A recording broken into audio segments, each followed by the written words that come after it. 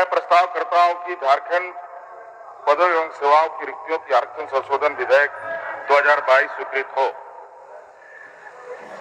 प्रश्न यह है कि झारखंड पदों एवं सेवाओं की रिक्तियों में आरक्षण संशोधन विधेयक 2022 स्वीकृत हो। जो इसके पक्ष में है वह हाँ कहे, जो इसके विपक्ष में है वह ना कहे। मैं समझता हूं कि पक्ष में बहुमत है, पक्ष में बहुमत है। प्रस्ताव स्वीकृत हुआ। झारखंड पदों एवं सेवाओं की रिक्तियों में आरक्षण संशोधन विधेयक 2022 स्वीकृत हुआ।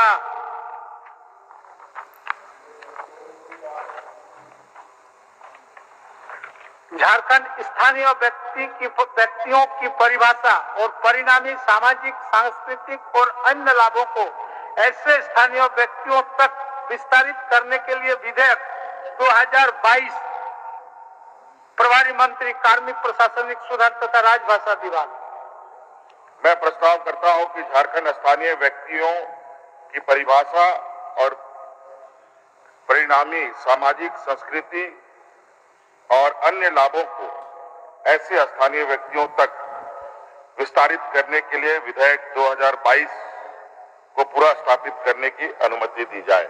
प्रश्न यह है कि झारखंड स्थानीय व्यक्तियों की परिभाषा और परिणामी सामाजिक, सांस्कृतिक और अन्य लाभों को ऐसे स्थानीय व्यक्तियों तक विस्तारित करने के लिए विधेयक 2022 को पुनर्स्थापित करने की अनुमति दी जाए। जो इसके पक्ष में है वह हाँ कहे, जो इसके विपक्ष में है वह ना कहे। मैं समझता हूं कि पक्ष में बहुमत है, पक्ष में बहुमत है। प्रस्ताव स्वीकृत हुआ। पुनर्स्थापित करने की अनुमति दी गई। प्रभारी मंत्री। मैं इसे पूरा स्थापित करता हूं। यह पुनर्स्थापित हुआ। विचार का प्रस्ताव।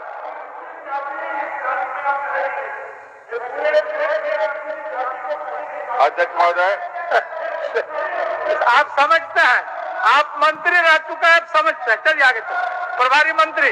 मैं प्रस्ताव करता हूं कि झारखंड स्थानीय व्यक्तियों की परिभाषा और परिणामी सामाजिक, संस्कृति और अन्य लोगों को ऐसे स्थानीय व्यक्ति तक विस्तारित करने के लिए विधेयक 2022 पर विचार हो। इसमें प्रवर समिति को सौंपने के 3 समरूप प्रस्ताव आए हैं। प्रवर समिति को भेजने के लिए 3 समरूप प्रस्ताव आया है। मैं सभी 3 प्रस्तावों को एक साथ लेता हूं। माननीय सदस्य अमित कुमार यादव प्रस्ताव पेश करेंगे तथा माननीय सदस्य विनोद कुमार सिंह एवं श्री रामचंद्र चंद्रवंशी अपना अपना विचार प्रस्तुत करेंगे। माननीय सदस्य अमित कुमार यादव, श्री अमित कुमार यादव। अध्यक्ष महोदय,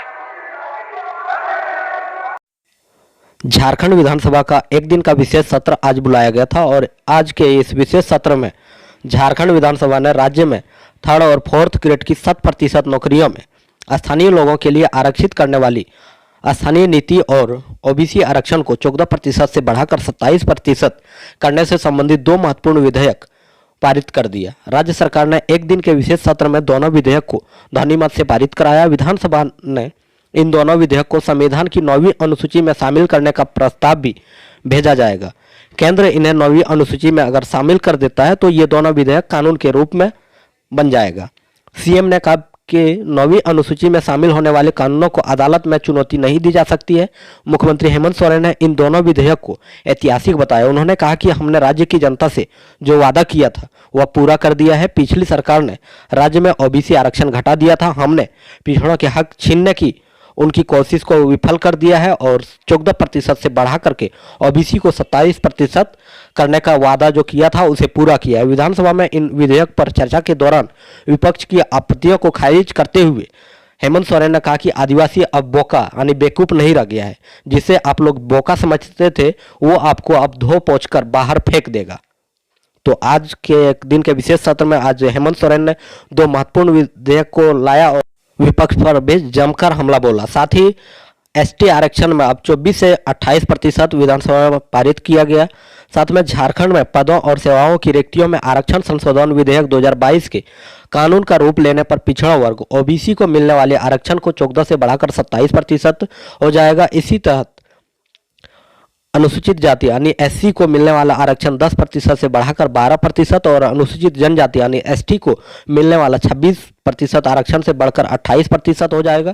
साथ ही ईडब्ल्यूएस को मिलने वाला 10% आरक्षण को जोड़ लिया जाए तो अब 50 से बढ़कर 77% आरक्षण देने वाला झारखंड पहला राज्य होगा जहां पर 77% तक आरक्षण दिया जाएगा।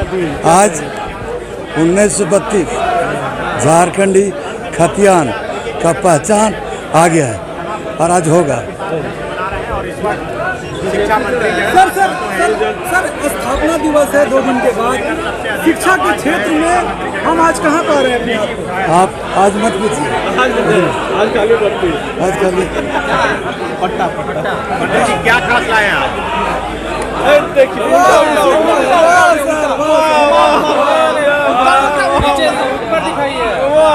देखिए ये शिक्षा मंत्री जगन्नाथ महतो अपने हाथ में दिखा रहे हैं। 1932 की तो बात हो रही है, लेकिन नौकरी रोजगार युवाओं को नहीं मिलती है। मिलेगा इसके बाद